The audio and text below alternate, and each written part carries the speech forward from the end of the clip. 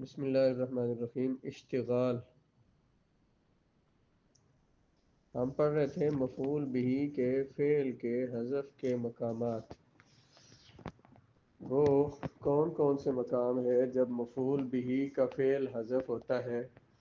اس میں سے ہم نے دو مقام پڑھے ہیں، منادا اور اغراء اور تحذیر۔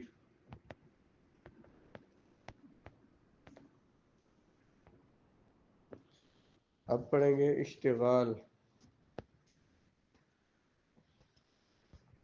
اشتغال کا لغوی معنی ہے مشغول ہونا، مطلب جہاں کہیں اشتغال کیا گیا ہو یا اشتغال پایا جائے تو وہاں مفعول بہ کا فعل حذف ہوتا ہے۔ اشتغال کا لفظی معنی ہوتا ہے مشغول ہونا۔ نحو کی اصطلاح میں اس سے مراد یہ ہے کہ ایک اسم ہو، یہ بلکہ اس سے آپ مثال کو دیکھیں جو 5ویں لائن میں دی گئی ہے، اس مثال کو دیکھیں تو پھر اس کی تعریف پڑھتا ہوں۔ القمر قدرناہ، یہ قرآن مجید کی آیت ہے۔ چاند جو ہے قدرناہ، ہم نے اس کو متعین کیا ہے، اس کی مقدار بیان کی ہے کہ یہ چاند کتنے دنوں کا ہوگا، کتنے ٹائم کا ہوگا۔ القمر قدرناہ، القمر ایک اسم ہے، اس کے بعد ایک فعل ہے۔ وہ فعل اس اسم میں عمل نہیں کر رہا بلکہ اس اسم کی طرف لوٹنے والی ضمیر میں عمل کر رہا ہے۔ وہ ضمیر کون سی ہے؟ ہو ضمیر جو لکھی ہوئی ہے۔ القمر چاند، قدرنا ہم نے متعین کیا ہے اس کو، یعنی اس کی منزلوں کو ہم نے متعین کیا، ہو اس کو۔ اب ہونا تو یہ چاہیے نا کہ ہم نے چاند کو متعین کیا ہے، یہ ہو ضمیر نہ ہوتی بلکہ اس کی جگہ کیا ہوتا؟ القمر، ہم نے چاند کو متعین طور پہ متعین کیا ہے، یعنی اس کی مخصوص منزلیں ہیں جہاں جہاں چاند ٹھہرتا ہے۔ یہ قرآن مجید کی آیت ہے۔ القمر قدرناہ، اس میں کہا لکھا گیا پہلے ایک اسم ہے، اس کے بعد ایک فعل ہے۔ وہ فعل اس اسم میں عمل نہیں کر رہا بلکہ اس اسم کی طرف لوٹنے والی ضمیر میں عمل کر رہا ہے۔ وہ کون سی ضمیر ہے؟ ہو ضمیر۔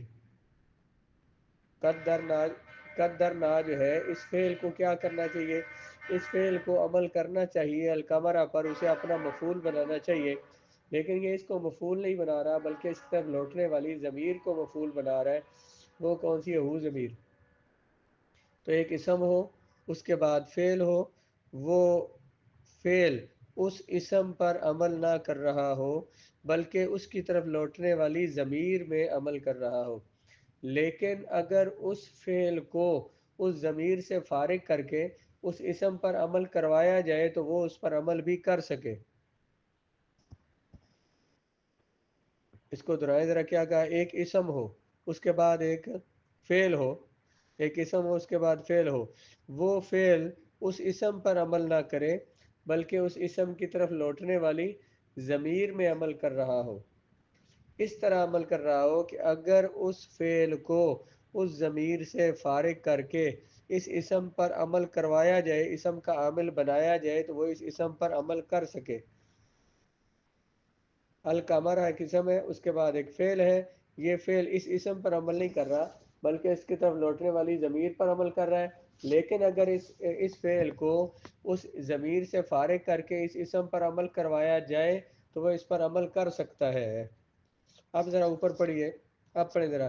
نحو کی اصطلاح میں اشتغال سے مراد یہ ہے کہ ایک اسم پہلے آئے، اس کے بعد ایسا فعل آئے جو ضمیر یا ضمیر سے متصل، ضمیر سے ملے ہوئے اسم میں عمل کر رہا ہو، اور وہ ضمیر اسم مذکور کی طرف لوٹ رہی ہو، وہ اس ضمیر میں عمل کر رہا ہو جو اس پہلے والے اسم کی طرف لوٹ رہی ہو، اس حیثیت سے کہ اگر اس فعل کو ما بعد معمول سے یعنی ضمیر سے فارغ کر دیا جائے تو ما قبل اسم پر عمل کر سکے، پہلے والے اسم پر وہ عمل کر سکے، اسے اشتغال کہتے ہیں۔ اب اصل میں تھا کیا؟ القمر قدرناہ جو ہے، اس سے پہلے فعل تھا قدرنا، ہم نے متعین کیا القمر چاند کو۔ القمر جو مفعول بن رہا تھا، اس کا فعل حذف ہے، تو یہ جو بعد والا ہے قدرناہ، یہ فعل اس اسم کو، یہ اس جو فعل حذف تھا یہ اس کی تفسیر بیان کر رہا ہے۔ اس کی وضاحت کر رہا ہے. تو ہم پڑھ کیا رہے بلا کہ وہ مفعول بھی جس سے پہلے فعل حذف ہوتا ہے، جس کا فعل حذف ہوتا ہے. تو کہتے ہیں یہ وہاں پہ یہاں پہ بھی یہ القمرہ جو ہے یہ مفعول بھی ہے، اس کا فعل حذف ہوا ہے جو تھا قدرنا، اور بعد والا جو فعل ہے یہ اس حذف ہونے والے گر جانے والے فعل کی وضاحت اور تفسیر کر رہا ہے.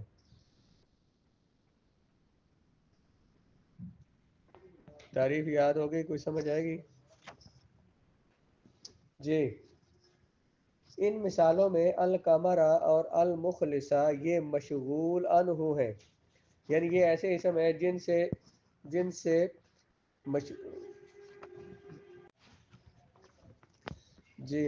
ان مثالوں میں القمرہ اور المخلصہ مشغول عنہ ہیں. یہ دونوں ایسے فعل محذوف کے مفعول بھی ہیں جن کی تفسیر ان کے بعد والے فعل کر رہے ہیں. اصل میں عبارت یوں تھی قدرنا القمرہ، یہ جو پہلا فعل تھا القمرہ اس کا مفعول بن رہا تھا، وہ فعل حذف ہو گیا، اور بعد والا فعل جو ہے قدرنا یہ اس جو لفظوں میں ذکر نہیں ہے فعل، یہ اس کی تفسیر کر رہا ہے.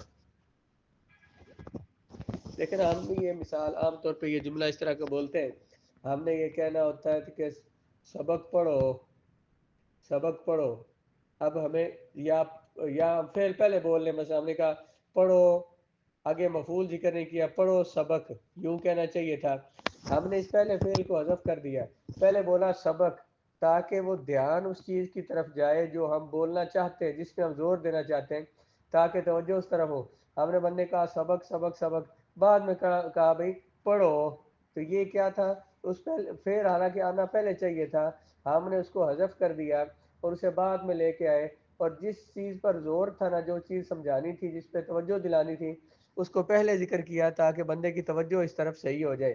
اس کو بولتے ہیں اشتغال. یعنی یہاں پہ مفعول بھی کا فعل حذف کیا گیا ہے، اور اس حذف کرنے کا مقصد یہ ہوتا ہے کہ جس کا آگے ذکر کیا جا رہا ہے، جیسے یہاں پہ القمرہ کا ذکر ہے، تاکہ توجہ اس کی طرف جائے کہ اس کی اہمیت بیان ہو رہی ہے. اللہ تعالیٰ فرما رہا ہے قرآن مجید میں اس آیت میں کہ چاند پہ ذرا توجہ کرو نا، چاند پہ غور سے دیکھو بھلا ہم نے اس کو کس طرح اس کی مختلف منزلیں بنائی ہیں، مختلف کتنے وقت میں طلوع ہوتا ہے، اور پھر تھوڑا تھوڑا ہو کے یہ مکمل ہوتا ہے، پھر مکمل ہو کے پھر آہستہ آہستہ گھٹتا چلا جاتا ہے. القمرہ چاند کو ذرا دیکھ لو، حالانکہ پہلے کہنا چاہیے تھا بھی دیکھو توجہ کرو چاند کی طرف، لیکن فعل کو حذف کر دیا، صرف کہا چاند. یعنی دیکھو ذرا اس کو دیکھو نا. اس کو اردو میں اس کو یوں کہتے ہیں رہا چاند، جس کو ہم نے کسی کی اہمیت بیان کرنی ہو ہم کہتے ہیں رہی یہ بات، یا رہا چاند قدرناہ، ہم نے اس کی مختلف منزلیں بنائی ہیں. تو یہ اس کے فعل کو حذف کرتے ہیں، مفعول بھی کے فعل کو یہاں پر، تاکہ اس مفعول کی طرف توجہ زیادہ ہو. اسے کہتے ہیں مقام اشتغال. ایک دفعہ تعریف پھر دہرا لیں. کیا؟ ایک اسم ہو، اس کے بعد ایک فعل ہو، وہ فعل اس اسم پر عمل نہ کر رہا ہو بلکہ اس اسم کی طرف لوٹنے والی ضمیر میں عمل کر رہا ہو، اس اسم کی طرف لوٹنے والی ضمیر میں عمل کر رہا ہو. لیکن اگر اس فعل کو اس اسم کا عامل بنایا جائے، اس فعل سے اس اسم پر عمل کروایا جائے، تو وہ فعل اس اسم پر عمل کر سکے. اب یہاں پہ کیا تھا؟ قدرنا القمر قدرنا، یہ مثال اصل میں کیا تھی؟ قدرنا القمر قدرناہ. نیچے لکھا ہے کہ ایک کلام میں دو فعلوں کا تکرار آ گیا تھا، ایک ہی فعل دو مرتبہ آ گیا تھا. پہلے فعل کو حذف کیا، پہلے فعل کو حذف کر دیا. اسے اضمار علی شرط تفسیر کہتے ہیں. اضمار کا معنی فعل کو حذف کرنا، اس شرط پر کہ بعد والا فعل اس کی تفسیر کر رہا ہو. یعنی وہ اسم جس کے فعل کو اس شرط پر حذف کیا گیا ہو کہ ما بعد فعل، بعد والا فعل اس کی تفسیر بیان کر رہا ہو. اب یہ جو اسم ہے جس سے پہلے فعل حذف ہوتا ہے، اس کا اعراب تین طرح ہوتا ہے. کبھی اس کو رفع دینا واجب ہوتا ہے، کبھی نصب دینا واجب ہوتی ہے، کبھی رفع اور نصب دونوں جائز ہوتی ہیں. یہ جو اسم ہوتا ہے اس کو کبھی رفع دینا واجب، کبھی نصب دینا واجب، اور کبھی دونوں جائز ہوتی ہے. اگر مشغول ان ہو ایسے حروف کے بعد آئے جو صرف اسم پر ہی داخل ہوتے ہیں، یا وہ ایسے حروف سے پہلے آئے جن کے بعد والا پہلے والے پر عمل نہیں کرتا، تو مبتدا ہونے کی وجہ سے اس اسم کو رفع دینا واجب ہے۔ مثلا دیکھیں، یہ ہے خرجت فاذا زید یضربہ امر۔ خرج تو میں نکلا، فاذا پس اچانک، اچانک کیا ہوا؟ اچانک آگے زید تھا، میں نکلا، فاذا اچانک زید، آگے کیا ہے؟ اور اس کی وضاحت کیا کیا؟ یضربہ امر، مار رہا تھا اس کو امر۔ لیکن ہم نے کوئی اچانک کوئی چیز بیان کرنی ہو، میں آگے گیا نہ، میں گیا نہ، تو پھر آگے بس آگے نہ پوچھیں۔ یہاں پہ اسے کہنا کیا چاہیے تھا؟ فَإِذَا يَضْرِبُ زَيْدٌ، یضرب امر زیدن، کہ میں نکلا تو اچانک یضرب امر زیدن، مار رہا تھا امر زید کو۔ لیکن اس نے کیا کہا؟ اچانک زید، اگلی بات بعد میں بیان کی، بھئی ہوا کیا کہ مار رہا تھا اس کو امر۔ تو یہاں پہ یہ جو زید ہے یہ اسم ہے، اس سے پہلے فعل حذف ہوا ہے، اور اس زید سے پہلے جو حرف آیا ہے یہ ہمیشہ اسم پر داخل ہوتا ہے، اس وجہ سے اس کو رفع پڑھیں گے، اس زیدن پڑھیں گے اس کو، کیونکہ یہ یہاں مبتدا بن رہا ہے۔ اگر مشغول عنہ، اس اسم کو مشغول عنہ کہا ہے، یہ جس سے پہلے فعل حذف ہے نا، جس کو ہم نے پیچھے اس کو پڑھا، اس کو کہا ہے مشغول عنہ۔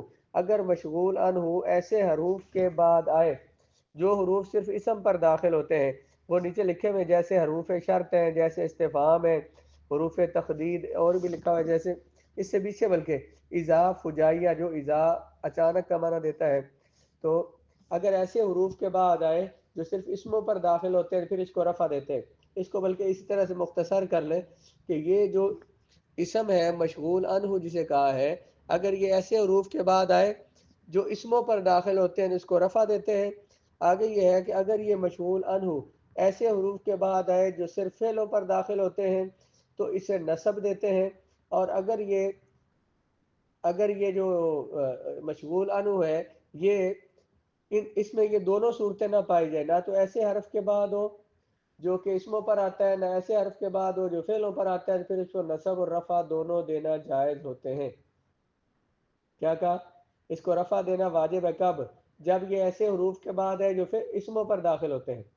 اس اسم کو نصب دینا واجب ہے جب یہ ایسے حروف کے بعد ہے جو فعلوں پر داخل ہوتے ہیں، اور اگر یہ دونوں صورتیں نہ ہو تو پھر اس کو رفع دینا بھی جائز ہے اور نصب دینا بھی جائز ہے۔ سمجھ آئی یہ بات کیا کہی ہے بھلا؟ اگر یہ ایسے حروف کے بعد آئے جو اسموں پر داخل ہوتے ہیں تو پھر اس کو رفع دینا واجب ہے۔ اگر ایسے حروف کے بعد آئے جو حروف فعلوں پر داخل ہوتے ہیں تو اس کو نصب دینا واجب ہے۔ اگر ایسے حروف کے بعد آئے جو اسم اور فعل دونوں پر داخل ہوتے ہیں، یا دونوں پر داخل ہو سکتے ہیں، یا یہ دونوں صورتیں نہیں ہیں، تو پھر اس کو نصب پڑھنا بھی اور اس پر رفع پڑھنا بھی جائز ہے۔